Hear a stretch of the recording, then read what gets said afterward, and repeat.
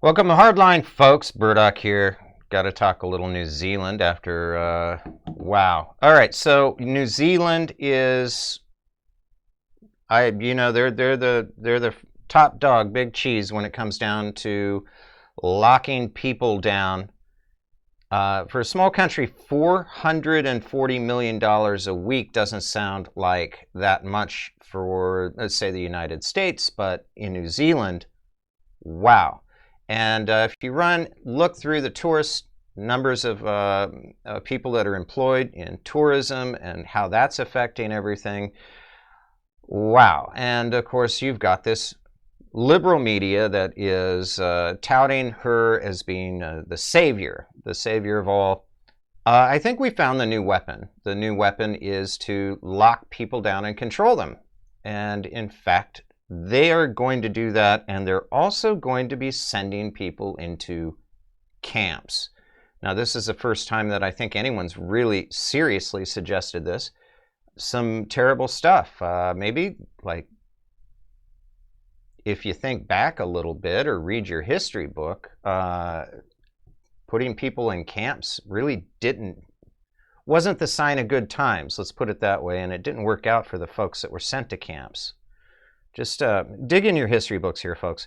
So the bottom line is a 250,000 people in the country of New Zealand are forced out, and this is madness. They had 13 cases, and everybody freaked out.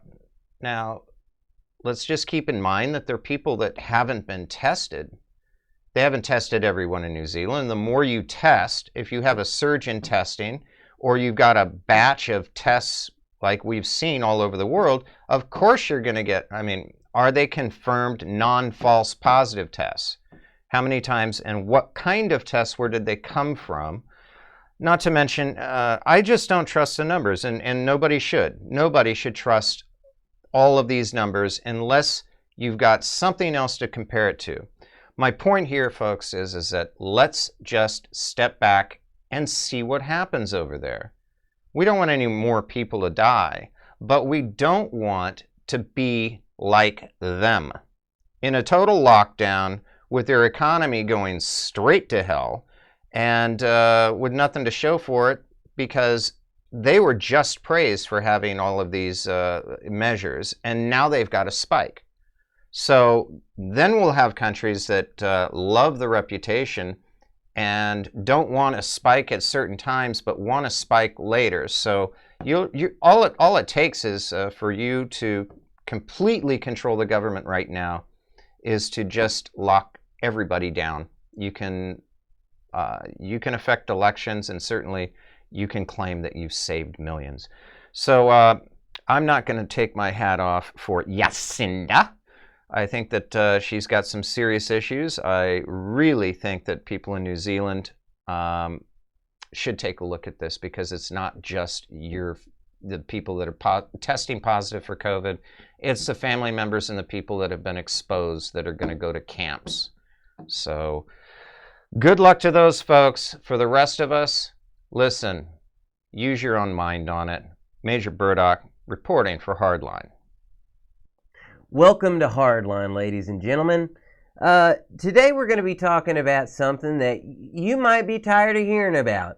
We've been talking about it all week on, when I was on the show with Ninja Stunts, on Jim Ship's show. We've been talking about it a lot lately, but you know what? There's a new thing to talk about pretty much every day that we talk about it. And today we're going to talk about some of the latest in what I'm just going to consider, I'm just going to call this the second stage of shadow banning. Because in the old days, they would ban your account, right? You know, you get your account banned. But then it started to get to be where, you know, the Barbra Streisand effect, if you ban someone, you kind of digitally martyr them, which can make them more popular. So we're at a point where shadow banning is becoming more and more prevalent. What is that? Oh, that's just where your account is demotivated, demoted, demonetized. It doesn't show up in lists. It's not recommended. The algorithms are out to get you, literally, kind of thing. And yes, There's a lot of algos and AIs out there, and yours truly and many of our friends have been dealing with this on, like I said, a daily basis. In fact, a lot of our friends likely have at least a case manager, if not full teams monitoring us. Last week's show, on one of the episodes of the Ship Show, we're talking about Julian Assange. Julian Assange picture had to be removed before Jim could stream yesterday on YouTube. And this is, by the way, why we use Periscope, we use YouTube, we use multiple streaming services, because some of them will throttle us, delist us, shadow ban us. So we're having to go through all these multiple networks just so maybe someone, gets a chance to hear what we have to say. And like I said, it's if you search for us sometimes, if you search for my website, my YouTube channel is Kunstkrieg. That's German for art war. It's not a real word, by the way. I made it up. It's a composite of two German words, but it's not a real word. For some reason, though, when I search for one of my videos on aliens in the occult, used to be in the top 5. Now, even when I add Kunstkrieg, aliens in the occult, I scroll and I scroll and I scroll and nothing's there. And it's not just me either. We've seen it happening to our friends as well. And, mass media monopoly was already a problem. It's social engineering. That's exactly what it is. But social engineering 1.0, that's prehistoric era at this point. We're in the beginnings of a new era, a new phase now, the second stage of shadow banning, as I'm calling it. And we're being used to weaponize ourselves, us, against each other, the common people, friends and family being pitted against each other, misinformation versus disinformation, and everybody's playing a part. Now, I've seen it happening on Facebook, I've seen it happening on Twitter, I've seen it happening on YouTube.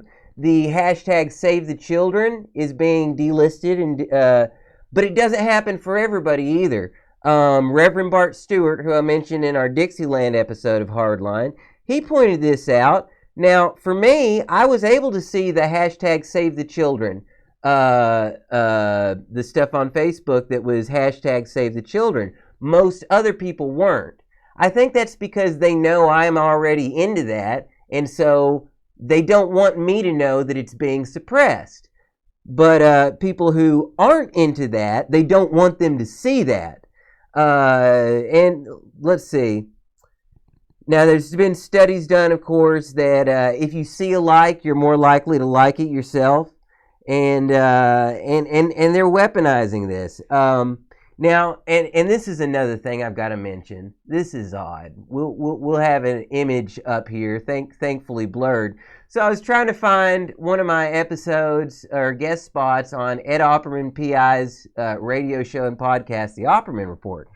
And, well, you can read the descriptions, and you're welcome for blurring it. It's all pornographic. I searched Philip Fairbanks, Kai as in Kai the Hitchhiker, Opperman as in Opperman Report, and then a bunch of porn comes up? Come on, none of those porn videos had any of those keywords in it. What are you doing, Google? What are you doing? What are you doing to me and my friends? I don't like it. And who's putting you up to it? That's a really good question, I've got to say. I wish I had an answer for it. But yeah, like I said, it's the AIs and the algos. It's not surprising considering the fact that the internet started as ARPANET, a counterinsurgency program. Read Surveillance Valley by Yashar Levine. Okay? And so yeah, we're right here. We're seeing the second stage of shadow banning. And it's up to all of you. You got to share it to your friends. You got to... Oh, God, I hate that. Smash that like button and subscribe. No, seriously. We're not influencers. We're not trying to get 1 million views.